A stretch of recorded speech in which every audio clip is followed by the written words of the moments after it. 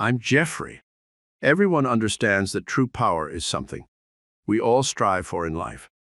This video is here to help you improve your life and defy true power. So, we hope you enjoy this video and remember to subscribe to our channel. People numerous opportunities to get beyond themselves, numerous opportunities to connect with themselves. I want them to get frustrated. I want them to get impatient. I want them to get overly analytical because that's the end of their belief. And then finally, when they finally make up their mind to let go and just do it, and they run into that feeling, they run into that experience, they're all in. You think they don't want a sports car anymore. They want that, whatever that was. And if it comes with a transcendental moment, when they come back to their senses from that inner experience, their spectrum of reality is broadened. They're seeing things they had never seen before because their brain wasn't wired to see it, but it didn't come from the environment, it came from their inner environment. That transcendental moment now is producing a feeling, a frequency that is so unusual. It's so much joy, so much bliss, so much ecstasy. I've watched people have to stop it because it's way bigger than them. Now, I would consider that a good problem to have.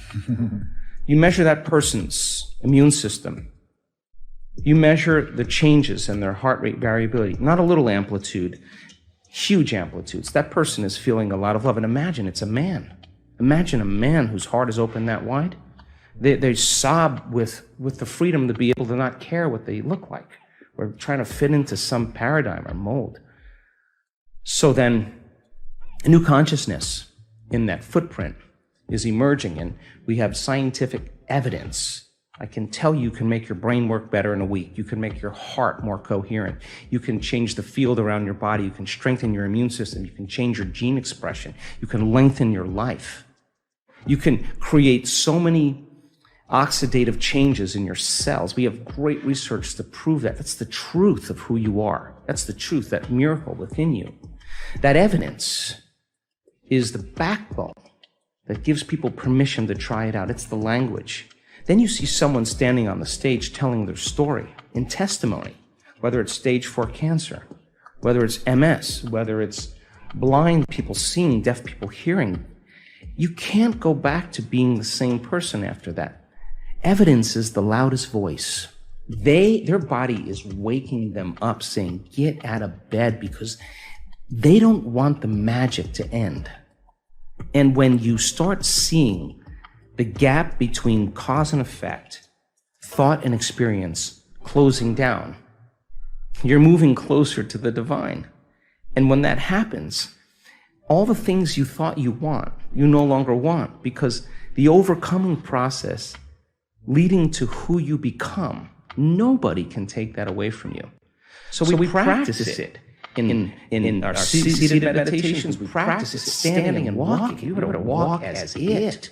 And you better be able to embody it and practice doing it with your eyes open. So when you turn back to your life, when you walk from your house to your car, you're walking the energy of your future. And if you keep doing that, it's going to become a habit. People are going to start looking at you going, something's different about you. You know why?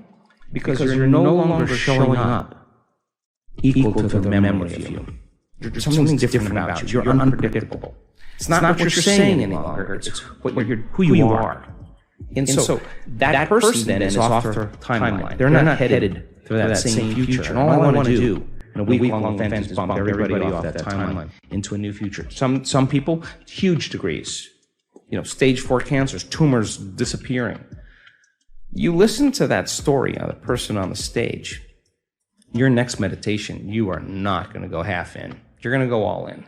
That's all I want, I want people to go all in. I want to provide people with my greatest understanding of the truth and then numerous opportunities to experience it, nothing more. And when the magic starts to happen, it's beyond, way bigger than me. It's beyond my control. All I want to do is provide the environment where they feel safe enough to begin to create.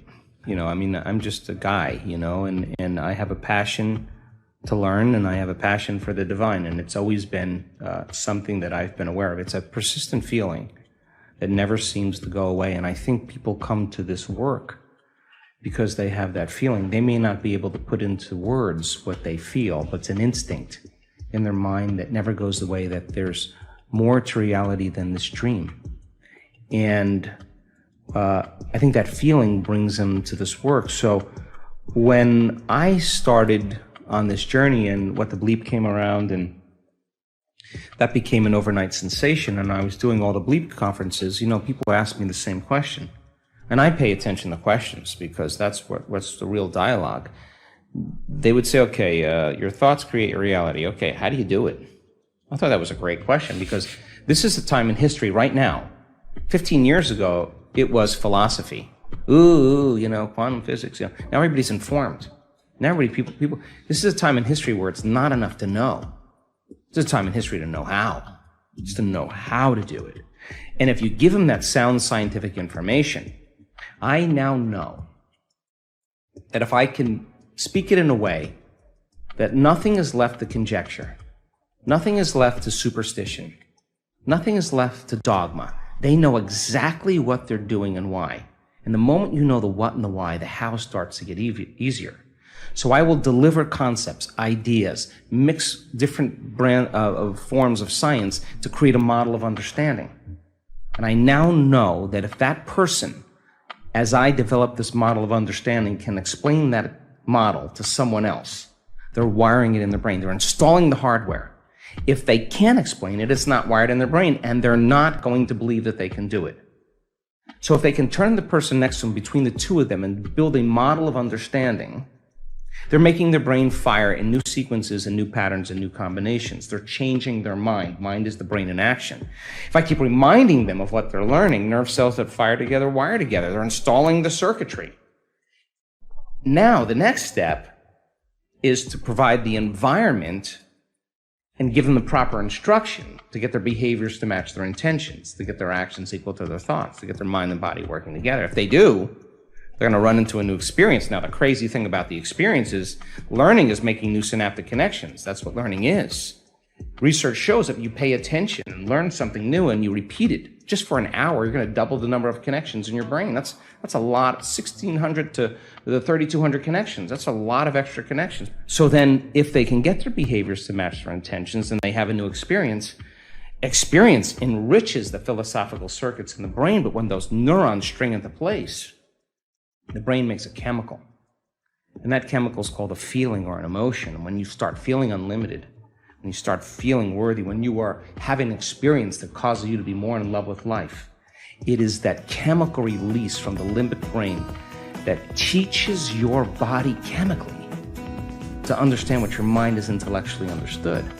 So if knowledge is for the mind, experience is for the body, and in that moment the person's embodying the truth of that philosophy, and now they're selecting and instructing new genes from the experience because the chemistry that's coming from the environment is information. And so genes make proteins, and all of a sudden they start wearing a different body. Repeat it over and over again. Do anything over and over again. Neurochemically, you'll condition your mind and body begin to work as one. Do it enough times, now your body will know better than your conscious mind. Now it's innate in you. Now it's second nature. Now it's simple. Now you know that you know. You may not know how you do it. You don't know how you know how, but you can do it because it's subconscious now. So now that implicit memory, now you're mastering that knowledge. You're mastering the philosophy. You're becoming the knowledge. You're embodying it so much so that it's automatic, it's effortless, it's easy. We're delighted to see you all the way through the video. If you enjoyed this video, please share it with your friends and let us know in the comments section below.